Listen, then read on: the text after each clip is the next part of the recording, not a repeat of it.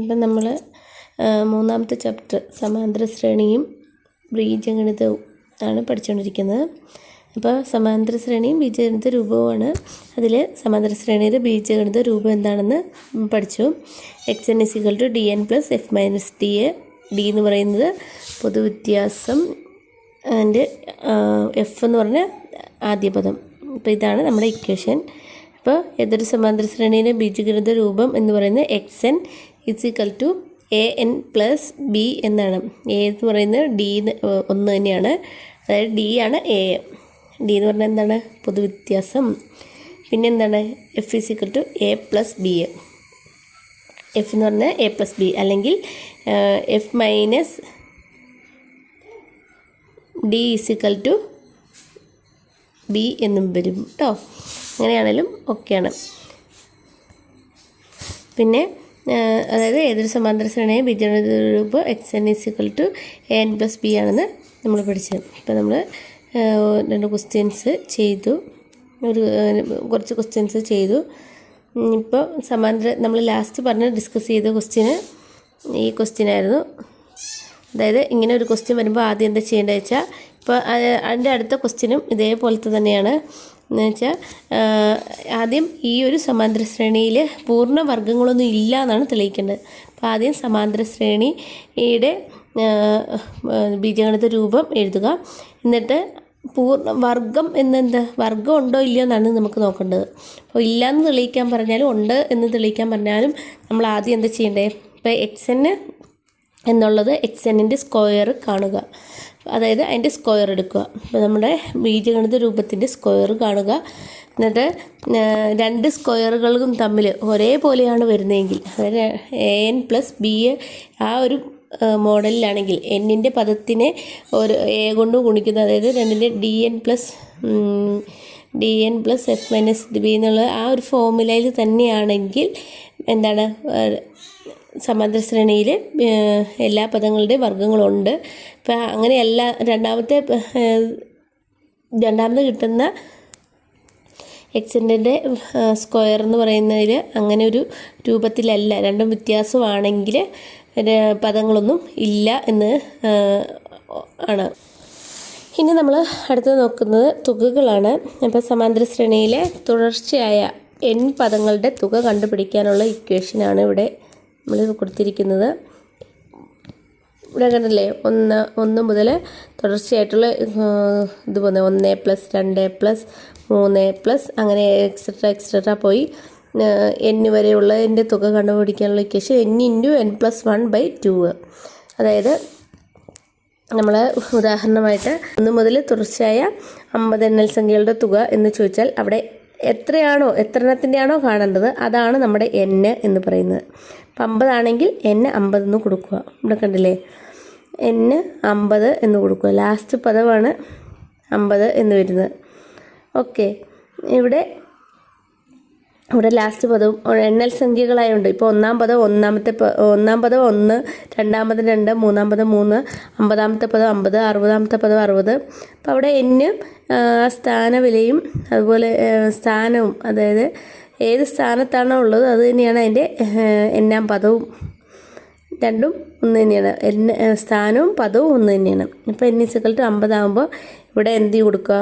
50, എന്നിന് പകരം 50, 50ൻ്റെ കൂടെ 50 കഴിഞ്ഞുള്ള തൊട്ടൊരു നമ്പരും കൂടെ എഴുതുക. എന്നിട്ട് എന്ത് ചെയ്യുക? /2 എന്ന് ചെയ്താൽ മതി. 50×51 ÷ 2.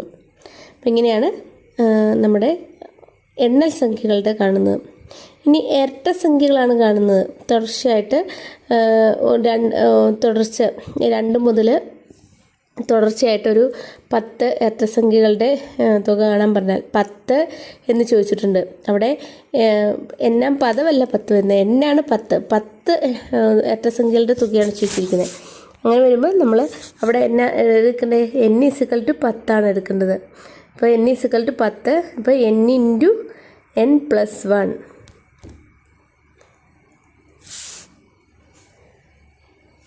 അപ്പോൾ 10 ആണെങ്കിൽ 10 എണ്ണൽ സംഖ്യകളാണ്. 10×11 എന്ന് വരും. 10×11 110 എന്ന് വരും.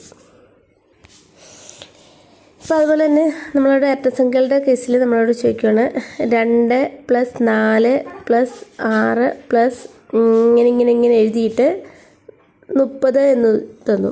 ഇപ്പം 30 തന്നത്. നമുക്ക് ആ ഒരു പദമാണല്ലോ, എണ്ണാം പദമാണ് തന്നിരിക്കുന്നത്.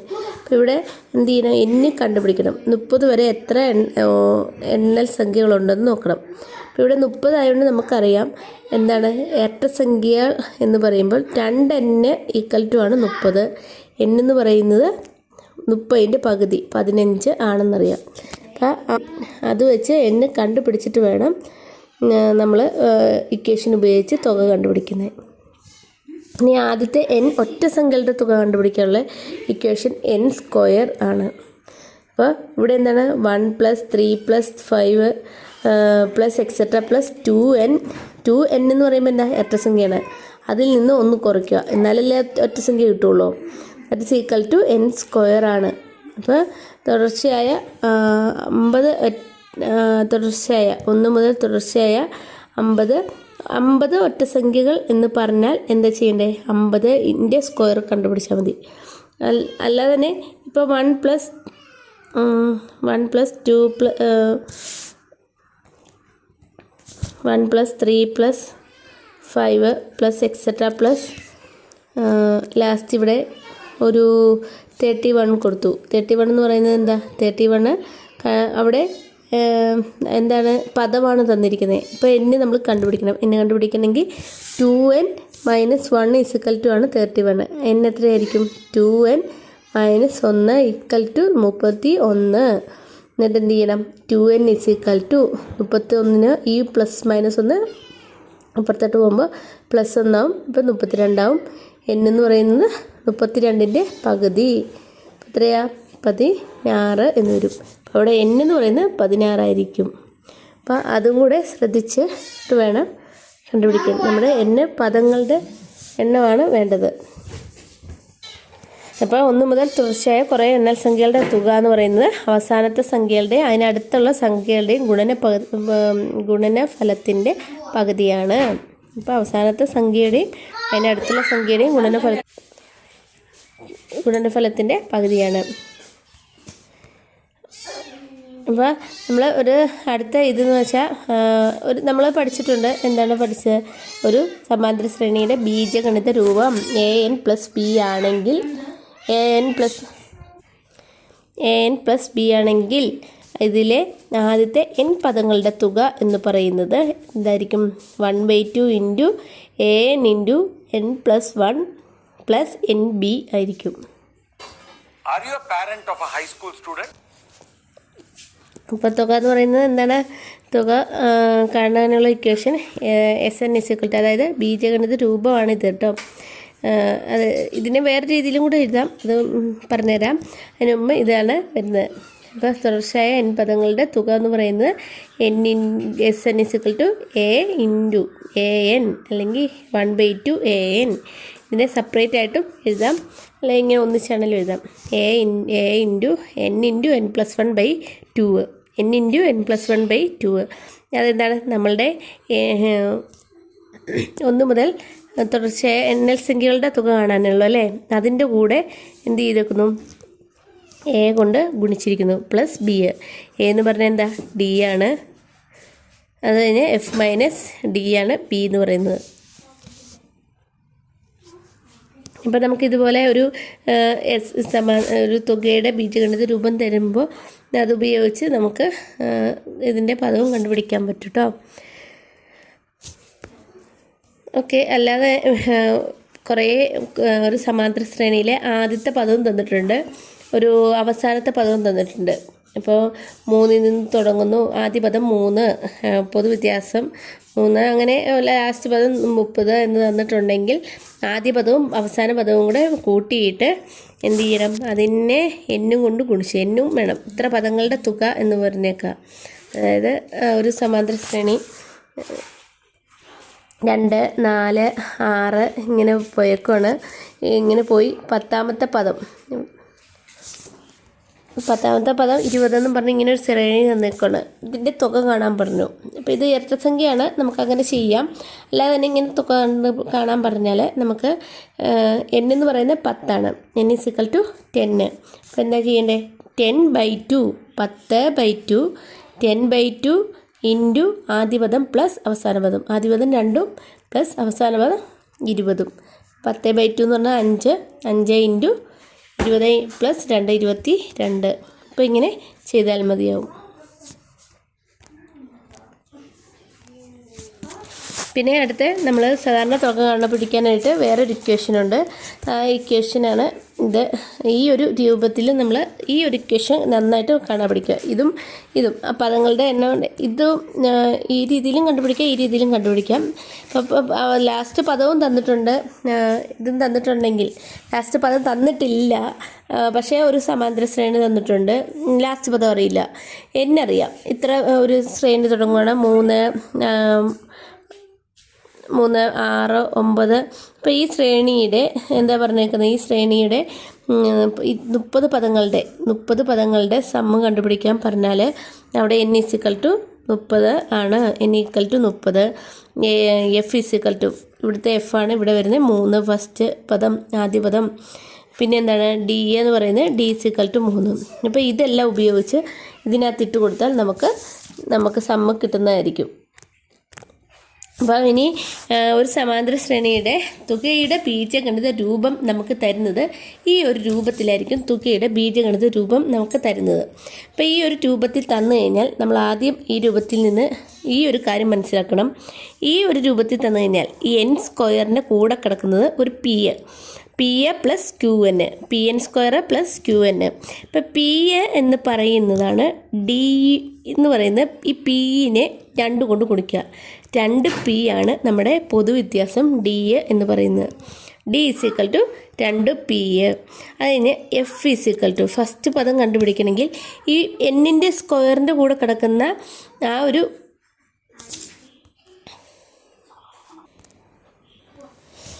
n-ൻ്റെ സ്ക്വയറിൻ്റെ കൂടെ കിടക്കുന്ന നമ്പരും n-ൻ്റെ കൂടെ ഉള്ള ഈ സംഖ്യയും ആ 2. അപ്പോൾ ഇവിടെ വരുന്ന അതായത് n-ൻ്റെ കൂടെയുള്ള ഗുണകം, n² കൂടെയുള്ള ഗുണകവും n-ൻ്റെ കൂടെയുള്ള ഗുണകവും അത് തമ്മിൽ കൂട്ടിയാൽ നമുക്ക് ആദ്യ പദം കിട്ടും. ഇപ്പോൾ ഒരു സമ്മിൻ്റെ തുകയുടെ ബീജഗണിത രൂപം തന്നിട്ടുണ്ട്. അതിൽ നിന്ന് നമുക്ക് എന്ത് കണ്ടുപിടിക്കാം? നമുക്ക് നമ്മുടെ ശ്രേണി കണ്ടുപിടിക്കാം. എങ്ങനെയാണ്? d എന്ന് പറയുന്നത് ഈ n² കൂടെയുള്ള ഗുണകത്തിനെ 2 കൊണ്ട് ഗുണിക്കുമ്പോൾ d കിട്ടും. ഈ 2 കൂടെ ഈ n²ൻ്റെയും കൂടെ കിടക്കുന്ന 2 നിശ്ചയസംഖ്യ ഉണ്ടല്ലോ, അത് 2 കൂട്ടിയാൽ നമുക്ക് ആദ്യ പദവും കിട്ടും. അത് ഉപയോഗിച്ച് നമുക്ക് പിന്നെ ശ്രേണി എഴുതാൻ പറ്റുമല്ലോ. ഇനി ഇവിടെ കുറച്ച് ക്വസ്റ്റ്യൻസ് തന്നിട്ടുണ്ട്. ചുവടെയുള്ള സമാന്തര ശ്രേണിയുടെ തുകകൾ മനക്കണക്കായിട്ട് ചെയ്യാൻ പറഞ്ഞിട്ടുണ്ട് അല്ലേ. അപ്പോൾ ഒന്നാമത്തെ ക്വസ്റ്റ്യൻ എന്താണ്? 51 പ്ലസ് 52 പ്ലസ് 53 പ്ലസ് അങ്ങനെ പോകുന്നു 70. അപ്പം ഇവിടെ നമ്മുടെ ക്വസ്റ്റ്യൻ ഇതാണ്. അപ്പോൾ ഇത് 50 പ്ലസ് 51 ആ രീതിയിൽ ചെയ്യുന്നതിനെക്കാട്ടും കുറച്ചും കൂടെ എളുപ്പം ഏതാണെന്ന് ചോദിച്ചാൽ നമ്മൾ ഒരു ഇക്വേഷൻ പഠിച്ചിട്ടില്ലേ? Sn = n/2 into x1 plus xn, ആദ്യ പദം പ്ലസ് അവസാന പദം. അപ്പോൾ ആ ഒരു ഇക്വേഷൻ ഉപയോഗിച്ച് നമുക്ക് ചെയ്യാം. ഇപ്പോൾ ഇവിടെ n എത്ര വരുന്നത്? n 20 ആണ് വരുന്നത് അല്ലേ. 51 മുതൽ 70 വരെയല്ലേ വരുന്നത്. അപ്പോൾ 51 മുതൽ 60 വരെ ആകുമ്പോൾ 10, 60 തൊട്ട് 70 വരെ ആകുമ്പോൾ 20 വരും. 20 വരുന്നു. ഇപ്പോൾ 20/2 ഇൻറ്റു ആദ്യ പദം എന്ന് പറയുന്നത് എത്ര? 51 പ്ലസ് xn എന്ന് പറഞ്ഞാൽ എത്ര? 70. 20/2 എന്ന് പറഞ്ഞാൽ 10 ഇൻറ്റു 51 70 കൂടെ കൂട്ടുക. 121 into 10 that is equal to 1210 എന്ന ആൻസർ വരും. അല്ലാതെ പിന്നെ ഉള്ളത് 1 മുതൽ തുടർച്ചയായ n ആ ഒരു ഇത് വെച്ച് ചെയ്തിട്ട് പിന്നെ എന്ത് ചെയ്യണം? 50 ഇൻറ്റു 20 കൊണ്ട് ഗുണിച്ചത് അതിൻ്റെ കൂടെ ആഡ് ചെയ്യുകയാണ് ചെയ്യേണ്ടത്. അതിൽ നല്ല ഈ ഒരു ഇക്വേഷൻ ഉപയോഗിച്ച് ചെയ്യുന്നതാണ് കേട്ടോ. ഇനി മക്കളെ ഈ ഒരു ക്വസ്റ്റ്യനിൽ തന്നെ നമ്മൾ എങ്ങനെയാണ് 51 തൊട്ട് 60 വരെ ആകുമ്പോൾ 10 60 തൊട്ട് 70 വരെ ആകുമ്പോൾ 10 അങ്ങനെയല്ലേ പറഞ്ഞത്. അല്ലാതെ തന്നെ ഇതിലെ കണ്ടുപിടിക്കാൻ വേറൊരു മാർഗ്ഗം കൂടെ ഉണ്ട് കേട്ടോ. ഇവിടെ എത്രയാണ് കൂട്ടി പോയേക്കുന്നത്? 51 52 53 1 വീതമല്ലേ കൂടുന്നത്. അപ്പോൾ നമ്മൾ ഇവിടെ ലാസ്റ്റ് പദവും തന്നിട്ടുണ്ട്. അപ്പോൾ ഈ ലാസ്റ്റ് പദത്തിൽ നിന്ന് ഈ ആദ്യത്തെ പദം കുറയ്ക്കുക. 70ൽ നിന്ന് 51 കുറയ്ക്കുക. അപ്പോൾ ആൻസർ 19 കിട്ടും. എന്നിട്ട് എന്ത് ചെയ്യുക? അതിൻ്റെ കൂടെ 19ൻ്റെ കൂടെ എന്ത് ചെയ്യും? ഒന്നും കൂടെ കൂട്ടുക. 19 + 1 = 20 എന്ന് വരും. അപ്പോൾ ഇവിടുത്തെ 20 അങ്ങനെയും കണ്ടുപിടിക്കുക കേട്ടോ. ഓക്കെ, ഇനി നെക്സ്റ്റ് ക്വസ്റ്റ്യൻ നോക്കാവേ. അപ്പോൾ അടുത്ത ക്വസ്റ്റ്യൻ എന്ന് പറഞ്ഞാൽ നോക്കിയാൽ 1.5 2.5 3.5 4.5 അങ്ങനെ പോയി 12.5 വരെയുള്ള ഇത് കണ്ടുപിടിക്കാനാണ് പറഞ്ഞത്. അപ്പോൾ നമ്മൾ നേരത്തെ കണ്ടുപിടിച്ച അതേ ഇക്വേഷൻ തന്നെ ഉപയോഗിക്കാം. Sn = n/2 × x1 + ആദ്യ പദം + അവസാന പദം xn അതുപയോഗിച്ച് കണ്ടുപിടിക്കാം. ഇവിടെ നമുക്ക് എന്ത് വേണം? n വേണം. n നേരത്തെ കണ്ടുപിടിച്ച പോലെ തന്നെ ഒന്ന് കണ്ടുപിടിച്ച് നോക്കാം. അതായത് 12.5ൽ നിന്ന് എന്ത് ചെയ്യണം? ലാസ്റ്റ് ടേമിൽ നിന്ന് ആദ്യത്തെ പദം ലാസ്റ്റ് പദത്തിൽ അവസാനത്തെ പദത്തിൽ നിന്ന് ആദ്യത്തെ പദം കുറയ്ക്കണം. ഇവിടെ എത്രയാണ്? 12.5ൽ നിന്ന് 1.5 പോയിട്ടുണ്ടെങ്കിൽ 12.5ൽ നിന്ന് 1/2 പോയാൽ 12, 12ൽ നിന്ന് 1 പോയാൽ 11 എന്ന് വരും. എന്നിട്ട് എന്ത് ചെയ്യുക? 11ൻ്റെ കൂടെ എന്ത് ചെയ്യുക? 1 കൂടെ കൊടുക്കുക. അപ്പോൾ ആൻസർ എത്രയാണ് വരുന്നത്? 12 എന്ന് വരും. അപ്പോൾ 12 നമ്മുടെ. അപ്പോൾ ഇവിടെ നമ്മൾ n കിട്ടി, 12 എന്ന് കിട്ടി. ഇനി നമുക്ക് നമ്മുടെ ഇക്വേഷനിനകത്ത് ഇട്ട് കൊടുക്കാം. അപ്പോൾ n/2 എന്ന് പറയുമ്പോൾ 12 നമ്മുടെ n 12/2 ഇൻറ്റു എന്താണ് ആദ്യ പദം x1 എന്ന് പറയുന്നത് 1.5 + xn 12.5 = 12/2 നമുക്കറിയാം. 12ൻ്റെ പകുതി 6 ആണെന്നറിയാം. 6 ഇൻറ്റു 1.5യും 12.5യും കൂടെ കൂട്ടുക. അപ്പോൾ 12.5യുടെ കൂടെ 1/2യും കൂടെ കൂട്ടുമ്പോൾ 13 ആവും. പിന്നെ ഒന്നും കൂടെ ഉണ്ടല്ലേ. അപ്പോൾ 14 എന്ന് വരും. അപ്പോൾ 6 × 14 ആണ് നമ്മുടെ ആൻസർ വരുന്നത്. അപ്പോൾ ഇവിടെ 6 × 14 6 4 24 4 ഇഷ്ടം 2 1 6 6 6 2 8. അപ്പോൾ 84 എന്ന് വരും ആൻസർ. ഓക്കെ, ഇങ്ങനെ നമ്മൾ നമ്മുടെ എന്താണ് അടുത്ത ക്വസ്റ്റ്യനാണ് 1/2 + 1 + 1.5 + 2 + 2.5 അങ്ങനെ 12.5 വരെ നമ്മൾ ചെയ്യുന്നു. ഇപ്പം നമ്മൾ അത് നമ്മുടെ ഇക്വേഷൻ ഇപ്പോൾ ആദ്യ പദമുണ്ട് അവസാന പദമുണ്ട് അല്ലേ. അങ്ങനെ ആകുമ്പോൾ നമ്മുടെ ഇക്വേഷൻ വരുന്നത് ആദ്യ പദവും അവസാന പദവും ഉണ്ടെങ്കിൽ ഈ ഇക്വേഷൻ മാത്രം ഉപയോഗിക്കുക. ഇതാണ് എളുപ്പം. n/2 × x1 + xn ആ ഇക്വേഷൻ ഉപയോഗിക്കാം. ഇനി നമ്മൾ ഇവിടെ നോക്കിക്കേ, നമ്മൾ n കണ്ടുപിടിക്കണം അല്ലേ. n കണ്ടുപിടിക്കണം നേരത്തെ പോലെ തന്നെ നമ്മൾ ചെയ്യുക. 12.5 - 1/2 അപ്പോൾ എത്ര കിട്ടും? 12.5ൽ നിന്ന് 1/2 കുറയ്ക്കുക. അപ്പോൾ 12 എന്ന് കിട്ടും. അപ്പോൾ നമ്മൾ നേരത്തെ ചെയ്തതെന്ന് വെച്ചാൽ ഒരെണ്ണം വീതമാണ് കൂട്ടി പോയിക്കൊണ്ടിരുന്നത്. അതായത് പൊതുവ്യത്യാസം 1 ആയിരുന്നു. ഇവിടെ പൊതുവ്യത്യാസം എത്ര വരുന്നത്? 1/2 1. പിന്നെ 1ൻ്റെ കൂടെ 1/2 കൂട്ടുമ്പോഴാണ് 1.5 കിട്ടുന്നത്. ഇപ്പോൾ ഇവിടെ എത്രയാണ് പൊതുവ്യത്യാസം വരുന്നത്? 1/2 വരുന്നത്. 1/2 ആണ് വരുന്നത്. അപ്പോൾ നമ്മൾ എന്ത് ചെയ്യുക? 1/2 ആയിരുന്നല്ലോ, 1/2 ഇപ്പോൾ 2.5 ചേരുമ്പോഴല്ലേ 1 കിട്ടുന്നത്. അപ്പോൾ നേരത്തെ 1 ആയിരുന്നപ്പം നമ്മൾ ഇതിൻ്റെ കൂടെ 1 കൂടെ കൂട്ടിയാൽ നമുക്ക് ടേം കിട്ടിയേനെ. ഇവിടെ 1/2 ആയതുകൊണ്ട് നമ്മൾ എന്ത് ചെയ്യുക? ഈ 12ൻ്റെ ഇരട്ടി കാണുക. 12 × 2 ചെയ്യുക. 12ൻ്റെ ഇരട്ടി കാണുക. കാരണം 1/2 1/2 ഇപ്പോൾ 1 എന്ത് ചെയ്യുക? വീണ്ടും പകുതിയാക്കി എടുത്തു. നേരത്തെ 1/2യുടെ കൂടെ 1.5 ആയപ്പം അതായത് 2 അതിന് പകരം ഇവിടെ എത്രയാണ്? 2 പൊതുവ്യത്യാസം കൂട്ടുന്നു. 1/2 കൂടെ കൂട്ടുന്നു. മറ്റേത് 1 പൊതുവ്യത്യാസം വരുന്നത്. ഇപ്പോൾ ഇവിടെ 1 കിട്ടണമെങ്കിൽ 1/2യുടെ കൂടെ 1/2 കൂടെ കൂട്ടിയാലേ 1 കിട്ടുള്ളൂ. അപ്പോൾ 1ൻ്റെ കൂടെ എന്ത് ചെയ്യുക? 1/2യുടെ കൂടെ 1/2 കൂടെ കൂട്ടുകയാണ് ചെയ്യുന്നത്. അപ്പോൾ 1നെ എന്ത് ചെയ്തു? 2 ആക്കി എടുത്തില്ലേ. അതേപോലെ തന്നെ ഇവിടെ എന്ത് ചെയ്യുക? അതിൻ്റെ ഇരട്ടി എടുക്കുക. അപ്പോൾ ഇരട്ടി എടുക്കുമ്പോൾ 24 എന്ന് കിട്ടും. 24ൻ്റെ കൂടെ എന്ത് ചെയ്യുക? 1 കൂടെ കൊടുക്കുക. അപ്പോൾ 24ൻ്റെ കൂടെ പിന്നെ എന്ത് ചെയ്യുക? 1 കൂടെ കൂട്ടുക. ഇപ്പോൾ 25 എന്ന് കിട്ടും. ഇനി നമ്മൾ എന്ത് ചെയ്യുക? ഇക്വേഷനകത്ത് ഇട്ട് കൊടുക്കുക. Sn = 25/2 ഇൻറ്റു x1 എന്ന് പറഞ്ഞത് 1/2 + 12.5. ഇവിടെ എന്ത് ചെയ്യുക? 25/2 അരയും 12 കൂടെ ഗുണിക്കുമ്പോൾ കൂട്ടുമ്പോൾ എത്ര കിട്ടും? 12 അരയും 13 എന്ന് കിട്ടും. ഇപ്പോൾ നമ്മൾ 25 × 13 325 കിട്ടുന്നത് ബൈ 2. ഇപ്പം 325ൻ്റെ പകുതി കാണണം. ഇപ്പം എത്രയാണ്? 100 അത് ഹരിച്ചാൽ മതി കേട്ടോ. 325ൻ്റെ പകുതി കാണുന്നത് അപ്പോൾ 162.5 എന്ന ആൻസർ വരും. അപ്പോൾ നമ്മുടെ അടുത്ത ഒരു ക്വസ്റ്റ്യനും കൂടെ ഉണ്ട് ഇതുപോലത്തെ. അതായത് 1/101 + 3/101 5/101 പ്ലസ് അങ്ങനെ പോയി 201/101. ഇവിടെ നമുക്ക് ആദ്യ പദമുണ്ട് ലാസ്റ്റ് പദമുണ്ട്. ഇപ്പം നമ്മൾ ആദ്യം അങ്ങനെ വരുമ്പോഴത്തേക്കിന് SN = n/2 × x1 + xn എന്ന ഇക്വേഷന് തന്നെ ഉപയോഗിക്കാം. എന്നിട്ട് ഇവിടെ എന്ത് ചെയ്യാം? നമുക്ക് ഇവിടെയും n കണ്ടുപിടിക്കണം. ഇവിടെ നോക്കിക്കേ, ഇവിടെ എന്താണ് ലാസ്റ്റ് പദം? ഇവിടെ ഛേദമെല്ലാം സെയിമാണ്. അതുകൊണ്ട് ലാസ്റ്റ് പദം എന്ന് പറഞ്ഞാൽ 201 ആണ്. 1, 3, 5 ആ ഛേദത്തിൻ്റെ മാത്രം അംശം മാത്രം കൂടി പോകുന്നുള്ളൂ. ഛേദം 1 ആണ്. ഇപ്പോൾ 201ൽ നിന്ന് 1 കുറയ്ക്കുക. 201 ആദ്യത്തെ പദത്തിൽ നിന്ന് അംശം എടുക്കുന്നു. എന്നിട്ട് 1ൽ നിന്ന് 1 പോയാൽ എത്രയാണ്?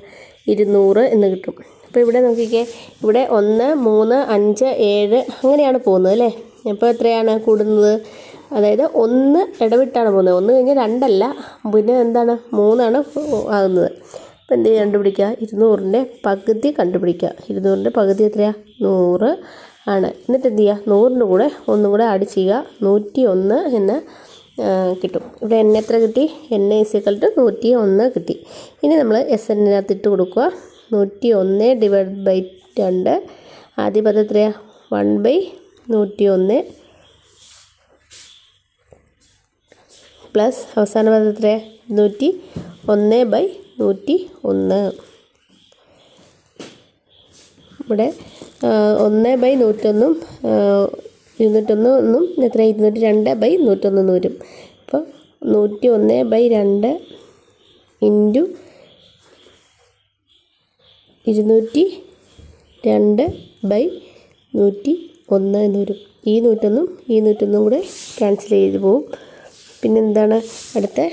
ഇവിടെ 2ഉം 201ൻ്റെ 202 കൂടെ കട്ട് ചെയ്ത് പോവും. അപ്പോൾ നമുക്കിവിടെ കട്ട് ചെയ്യുമ്പോൾ എത്ര കിട്ടും?